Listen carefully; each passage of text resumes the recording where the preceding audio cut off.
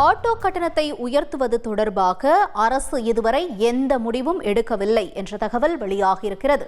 கூடுதல் விவரங்களை செய்தியாளர் பாஸ்கர் வழங்க கேட்போம். பாஸ்கர் வணக்கம். இந்த விவகாரத்தின் முழு விவரம் என்ன?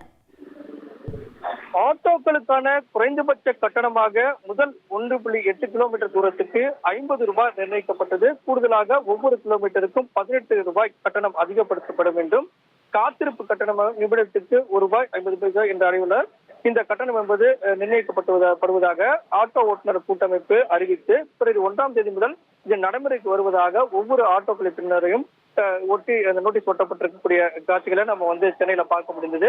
இது குறித்து போக்குவரத்து துறை, நீங்க இனிமேல் கரண்ட் பில்ல கட்ட வேண்டாம், அதுக்கு தான் சூரியகர் திட்டம் இருக்கு. அந்த திட்டம் என்னன்னு தெரிஞ்சுக்கணும்னா ஃப்ரீடம் ஆப்பை இப்பவே டவுன்லோட் பண்ணுங்க. ஆணையரிடம் விளக்கம் கேட்டபோது போக்குவரத்து ஆணையர் இது குறித்தான விளக்கத்தை கொடுத்திருக்கிறார். ஆட்டோ சங்கங்கள் தன்னிச்சையாக கட்டணத்தை உயர்த்த முடியாது, அது அரசு தான் நிர்ணயிக்க வேண்டும். ஏற்கனவே ஆட்டோக்களுக்கான கட்டணத்தை நிர்ணயிப்பது தொடர்பான முடிவுகள் அனைத்துமே அரசினுடைய பரிசீலனையில் இருக்கிறது. இதன் காரணமாக பிறகு 1ஆம் தேதி முதல் சில ஆட்டோ சங்கங்கள் கட்டணத்தை உயர்த்துவதாக அறிவித்திருக்கக்கூடிய நிலையில இது குறித்து கவனத்துக்கு வந்திருக்கிறது.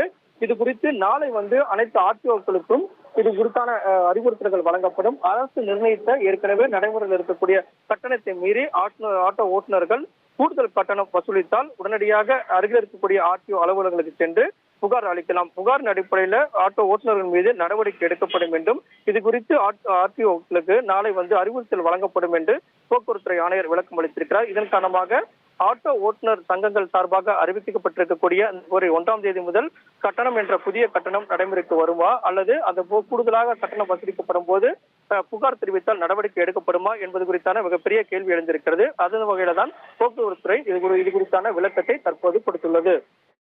விவரங்களுக்கு நன்றி பாஸ்கர்.